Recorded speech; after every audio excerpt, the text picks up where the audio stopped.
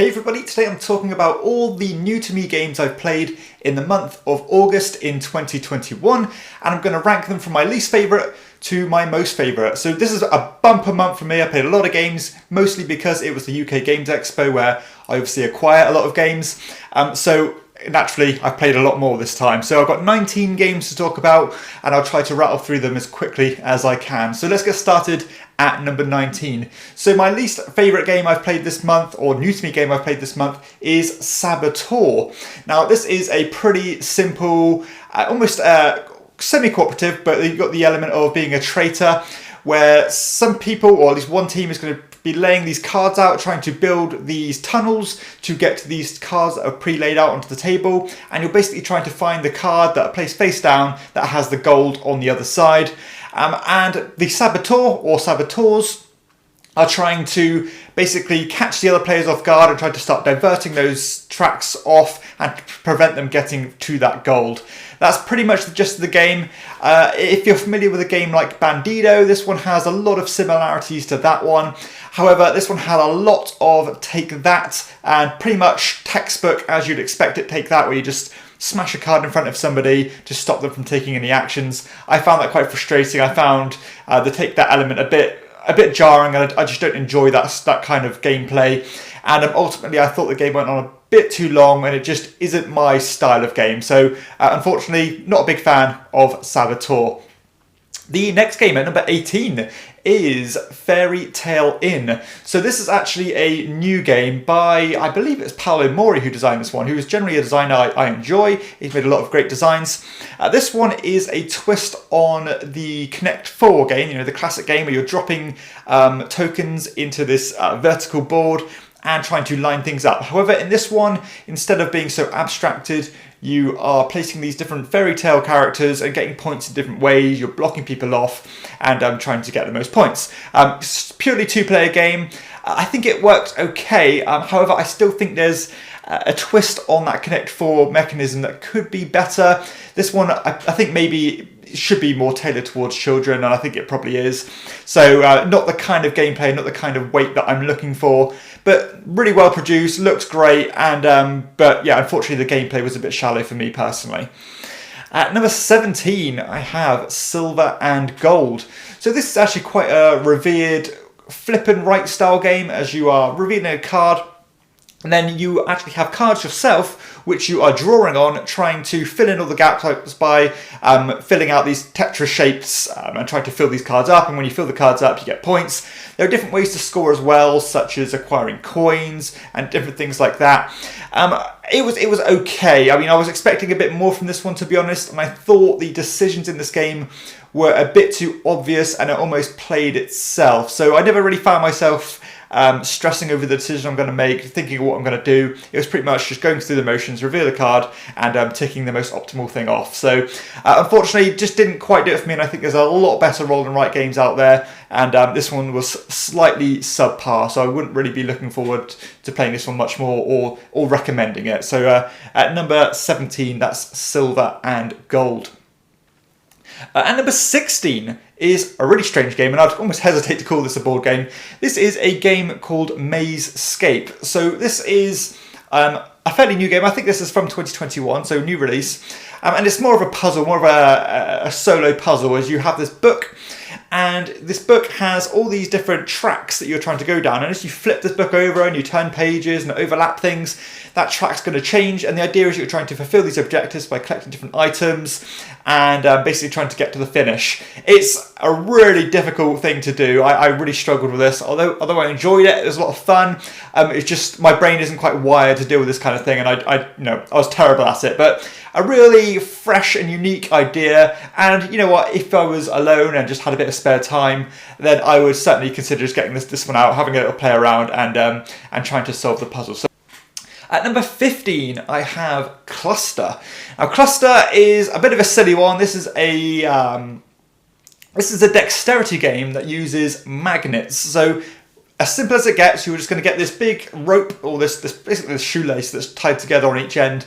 You're going to place it on the table, and the objective is that you're going to have a number of magnets in your hand, and these are really robust, powerful magnets, and you're going to place them inside this rope, taking turns one after another, and the idea is that you're trying to stop the magnets from kind of connecting together and attaching to one another, because if you do, you're going to get them into your hands. And this is a shedding style game where you want to be the first person to get rid of all your magnets, before the other people do. But there's some really cool little things you can do here by using the polarities, by pushing magnets out of the way, trying to create a bit of space for yourself to get your magnets down.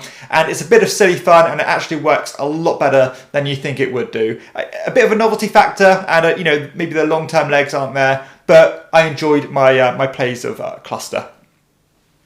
At number 14, I have a pretty prolific game, and quite an iconic game, I suppose, with Alien Frontiers. So Alien Frontiers was, I believe, one of the first Kickstarter games out there, and this was one of the first dice placement games as well, kind of leading the charge on that style of game, because there's a lot of dice placement games out there now. This one is almost a Gateway Plus level game, so it's not terribly complex, but it does have some gamier systems in there where you are rolling a bunch of dice, you're allocating them in different spaces in a worker placement style method, trying to collect resources with the aim of trying to convert those resources into these colonies. You place them onto the planet to try and get area majority bonuses and things. I like the fact that when you did control certain regions, you'd get a unique benefit. And it had quite a nice forward trajectory in this game as you're acquiring more and more dice, spending more and more resources, getting more things done on your turn. It's a pretty quick game. You can get some done in about an hour. I think what kind of stopped us from getting higher on the track was that I think this one is starting to age a bit. There's a lot of things in this game that's been done 1,000 times, and I think this one didn't really have that extra something to make it stand out amongst the sea of dice placement games or worker placement games. And I appreciate that at the time, if I was looking at this game through the eyes of the time this game was released, then I'd have a completely different perspective on this one. But comparing it to games coming out in 2021, then I think this one's just a little bit lackluster. However, perfectly fine. I've certainly got no complaints about the gameplay. It's got no issues.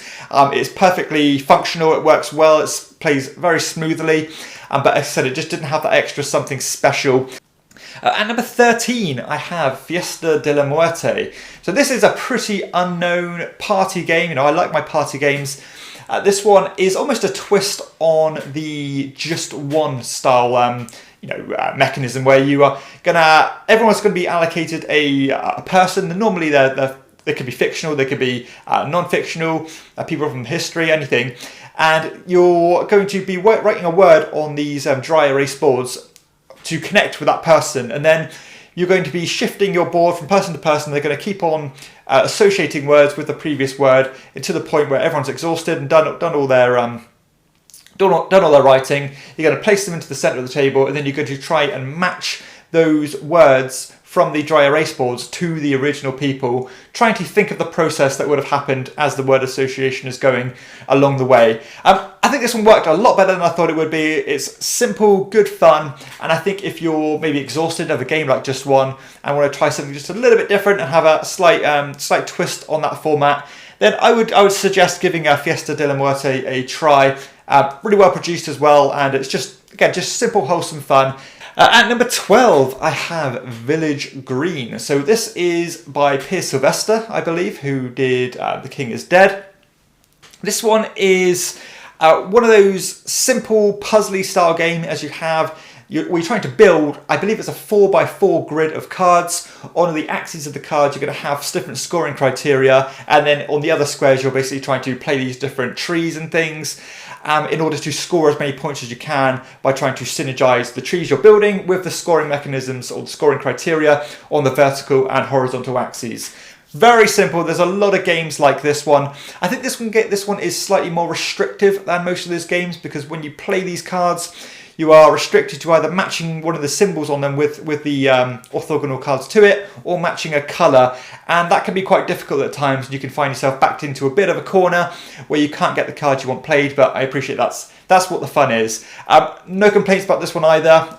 A bit like Alien Frontiers, I think this one might lack something special, that little something extra to make it stand out amongst the crowd, but still perfectly pleasant for what it is. And I think this one is a really nice game to play solo, and it's certainly you're gonna get the full experience at any player count with Village Green. So, at number 11, I have Meadow. Now, Meadow is kind of being popular this month. I know it's got a bit of buzz. It's been in the hotness on BGG for quite a few weeks now. I think mostly because this game is stunningly beautiful. It's a wonderfully illustrated game where you are trying to acquire these cards with different wildlife on them, different critters and insects and things. And you are basically trying to play these cards in front of you, and all these cards will have symbols on them. And when you're building new cards, you are going to have to kind of use the symbols of the ones you've already built in order to build that one. So it's all about matching symbols, getting prerequisites for cards, getting as many points as you can. There's some racing to get some symbols down.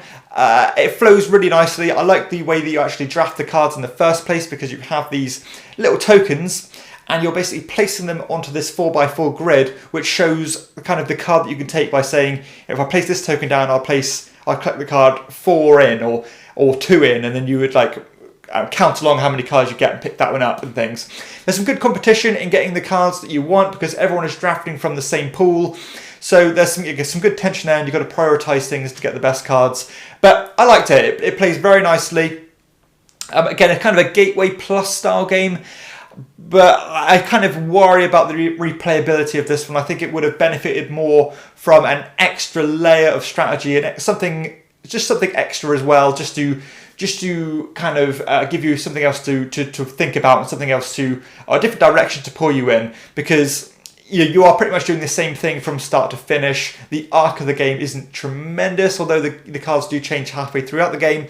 But it is good. It's pleasant. But again, I'm looking forward to seeing maybe if there'll be an expansion or something for this one, because I think it could benefit from an extra layer of complexity. At number 10, I have Can't Stop. So this is a pretty classic Sid Sackson design, a push your luck style game, as you're rolling a bunch of dice and then you are putting them in pairs, and then you're basically climbing these tracks by the numbers that you've rolled. But once you've locked into a certain number, and you can only lock into 3 numbers at a time, if you don't roll one of those numbers, then you go bust. And I like the fact that you can kind of keep crawling up and then just call it stop and try to lock in your place, meaning it's easier, or you've got to climb fewer steps in the future rounds to get to the top of these columns. And I also like the race aspect of this game, because I know a lot of pushy luck style games don't have a race element to them, and Can't Stop has a really strong race element, which I enjoy. I think it suffers a little bit with downtime as you are waiting for other people to take their turns, but overall it's a fun experience and another one of those games that I'd never really say no to playing, because I enjoy push your luck games. It plays relatively quickly, and you can teach this one to almost anybody because it's so familiar and really simple to get to the table. At number 9, I have Four Gardens. So Four Gardens, a beautiful game, another a recent game. I think this one came out in 2020, but it's only hit the UK in 2021. This one is a pretty simple contract fulfillment style game, as you are collecting resources and then you're building these cards which kind of depict a panoramic painting. So you are collecting these different cards, matching them together. And I like the scoring method in this game, because whenever you build one of these cards, you move one of your score tokens along a certain colour track. But when you build the next card in that panoramic, not only do you score that card, but you score all the ones previous to it as well. So you can get these real cool kind of almost combining mechanism, or these kind of compounding scoring, where you climb up several tracks at once, especially when you build those bigger cards. And it's pretty good fun. And I suppose the twist on this game is the way you're actually acquiring your cards or your resources in the first place, because you have a very strict capacity on what you can hold in your storage. And when you play one of these cards to collect resources, you either get them from this pagoda, which is broken up into 4 different sections, all depicting a different resources, and you're collecting them either from top to bottom or bottom to top. And obviously, as soon as you hit that capacity, then you can't take any more, which can be really restrictive, but in a good way. So you have to kind of manipulate this pagoda, trying to make sure you get the best resources at the best time, and keep that constant flow of keeping resources getting into your supply and onto your cards to get them built without any wastage. Works pretty well. A bit like Meadow, I would have liked to have seen an extra layer of complexity of depth to this game, because it's pretty simple. You're just collecting resources, building cards, collecting resources, building cards.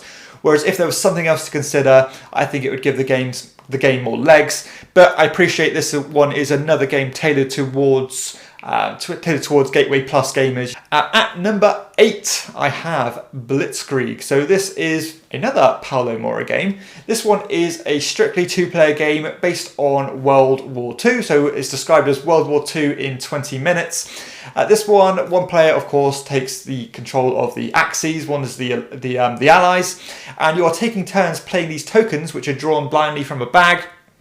Well, you have 3 of them available at any time, but you are drawing from the bag at least to put them into your common supply to be used. So you've got some randomness there, but still a little bit of autonomy in what you actually play. And you're basically playing these tokens onto these different theatres. You've got your kind of land units, you've got your kind of nautical units, and you've got your air units as well, which are like wilds. And you're using these to place them on the board and kind of shifting this token up or down on this track. So it's basically multiple games of tug of war, and the idea is you're trying to not only benefit from the token that you're playing, because the more powerful ones move that spot further to your direction, but also considering which area you're playing it in and which spot you're playing it on, because you get different bonuses such as boosting your power, or drawing more tokens from your bag, or forcing your opponent to discard tokens. And it works really well. So simple, so smooth.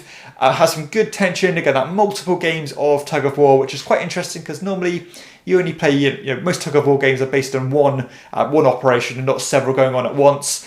And this one is a good twist on that. There's also good replayability in the fact that you've got the kind of real basic layer of the board, but you can flip the board over and play a more ramped up, complex level where you've got lots of different things going up at once, and one battle is going to affect the other battles, and that's really cool. So yeah, happy with this one. I was in 2 minds whether to give it a Shield of Quality. I think maybe longevity wise it could sneak up into that Shield of Quality level, but at the moment it's just on the cusp, and I'm just narrowly avoiding giving it a Shield of Quality, but that is very much likely to change. So let's get into the top 7, which starts with all the games with my Shield of Quality. So at number 7, the first game with my Shield of Quality for the month is a surprise of the, certainly one of the biggest surprises of the month. This is Bastille.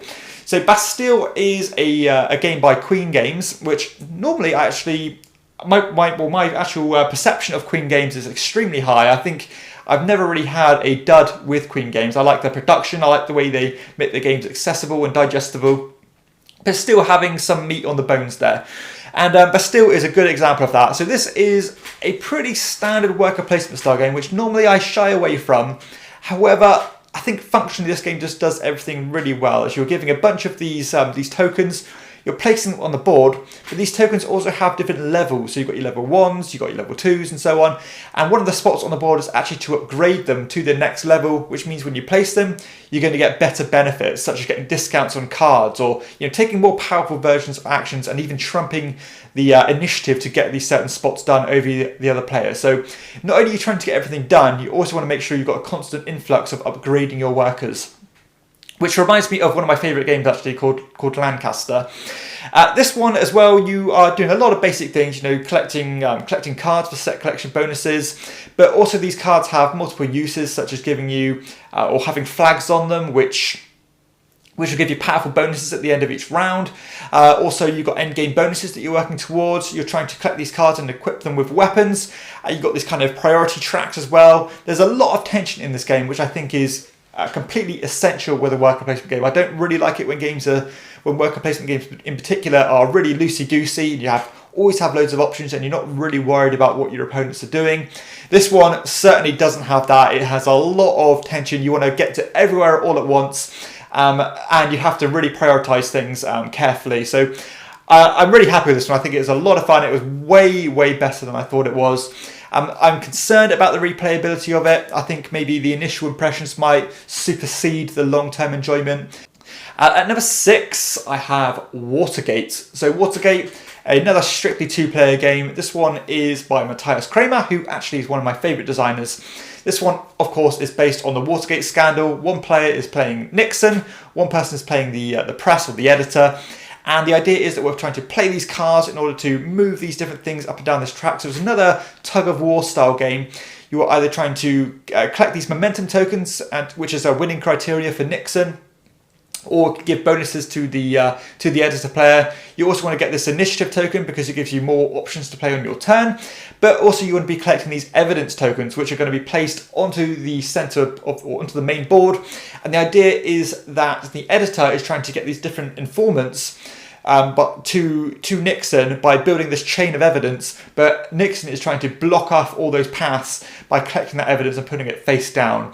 A real tense game. It has some real nice thematic ties, a lot of a lot of great setting in this game, a lot of good flavor text and good just good history.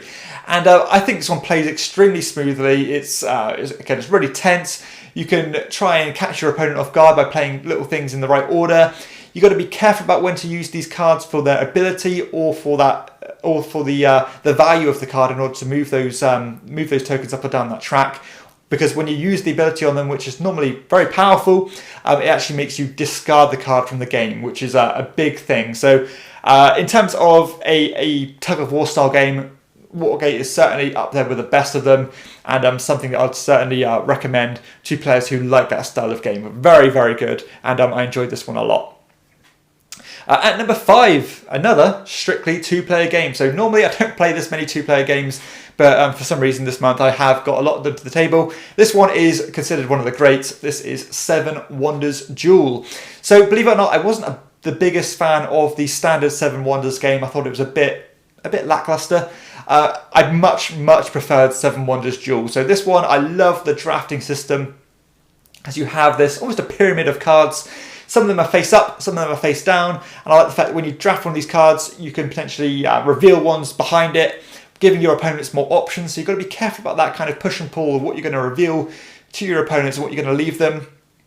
This has got some good resource management as you're collecting resource cards to buy new cards to get more points. You've got to try and compete militarily as well as you're collecting these military cards, which again works in this a tug-of-war style system where you're trying to push the military token as far as you can to your opponent's side, because it costs them money and it puts them under pressure to fight back. You're also trying to compete in science, because if you get the science victory by collecting these different cards, then you can win instantly.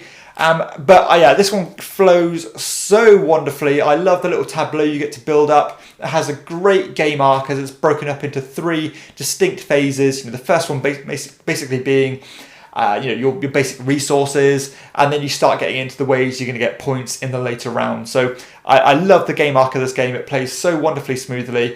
It only takes about 20 to 30 minutes to play, and a lot of depth here considering the relative ease of the play.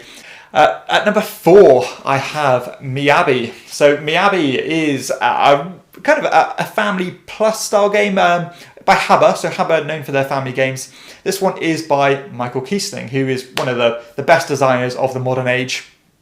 This is a tile placement game, a very puzzly style one, where you are placing these polyominoes onto the board, and you're trying to place certain symbols in certain rows, because you have a very strict restriction on what you can place in certain spots. And as soon as you place these tokens or these tiles, you're going to get victory points. But you've got to be careful to build a foundation, because you can actually build vertically in this game as well. And when you build these cards on higher levels, you're going to get those points multiplied by the level they're on. And I love that mechanism. It really does ring bells of a game called Number 9, which I enjoyed. And this one for me is a much better version of Number 9. It has a lot of different modules you can try in this game to try different setups and different strategies and different things to try. So many different things pulling you in different directions. So each tile placement is very important, and it's just so much fun. It plays in about 45 minutes. Stupidly simple to explain, but still has a lot of decision space here. And those kind of games are generally always 2 thumbs up from me. And the more I play this one, the more I'm enjoying it. It's just an absolute blast to play. And another hidden gem, I suppose. Not too many people talk about this one, but I think they should be. That is Miyabi. At number 3, so my third best game of the month, is Smartphone Inc. So this is a wonderful design, and you talk about being streamlined. This one is streamlined to a T, as you are basically trying to get as much money as you can by producing and selling smartphones. So I really like economic style games, and this one certainly is that. And I like some of the mechanisms in this game as well, particularly that core mechanism of you have these tiles and you're basically trying to overlap them on one another to determine which actions you can take throughout the round, such as producing phones or raising or lowering your prices or investing in new technology. And I love the fact that you are trying to exploit the markets to your best ability to get the most points out of them. You can try and undercut your opponents if you're competing for the same customers, but if you have unique technology that nobody else has, you can actually afford to ramp up your prices because nobody else is competing with you and the customers will flock to you. Has some really good decisions, and I really did appreciate the functionality of this game and how well it was broken down into different segments, which made it so digestible. And considering the amazing depth here, lots of things to consider, it flowed it flowed wonderfully. And I was really blown away with this one, actually. I wasn't quite sure what to expect. It's not normally the style of theme I go for. I tend to like my dusty old Euros. This one has a much more modern, much more slick design, a slick theme, and you know what? Once I got it to the table, it worked for me. So yeah, very impressed by Smartphone Inc.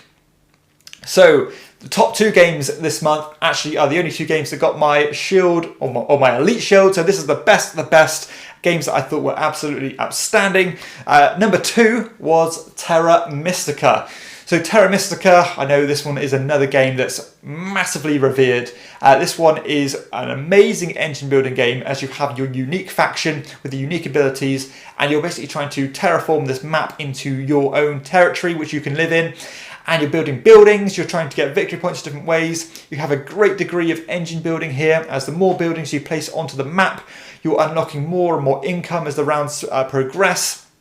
You're climbing tracks, you're kind of synergizing the current round with the tracks to get different bonuses. This is pretty heavy and a pretty involved game. However, once you got that rules over that steep rules curve, that learning curve, the game flowed really well. The depth really did start to unravel and reveal itself as the game went on, because initially I was thinking, this is going to be a struggle. In the first rounds, I'm not getting much done, but towards those later rounds, the game ramps up wonderfully. So many great decisions, a real tight game with careful resource management, being careful when to upgrade things, managing your funds carefully, exploiting your player abilities and your own unique characters. And you know what? This was almost a game that I can't really fault, and it certainly deserves to be considered one of the best games of all time, because in my opinion, it is that good. And my number 1 game of the month, now this is going to be a shock, it was a shock to me, is Mandala. So Mandala, another strictly 2-player game, and this one, when I got this one to the table, I didn't really know much about it. I know it had some good word of mouth and some good buzz amongst 2-player fanatics, people who enjoy 2-player games, and by God is this game clever. So this is one of the slickest, one of the smoothest, and probably the best 2-player game I've ever played. So this is a strange game as you have these cards of different types and different colours, and you're using these cards for different things. So first off, you're using them in order to bid for other cards, because when you acquire these cards, they go into your scoring row, and in the order in which you acquire these cards ramps up how much they're worth. So the first cards you acquire are only worth 1 point, and then 2 points, and then 3 points, and 4 points.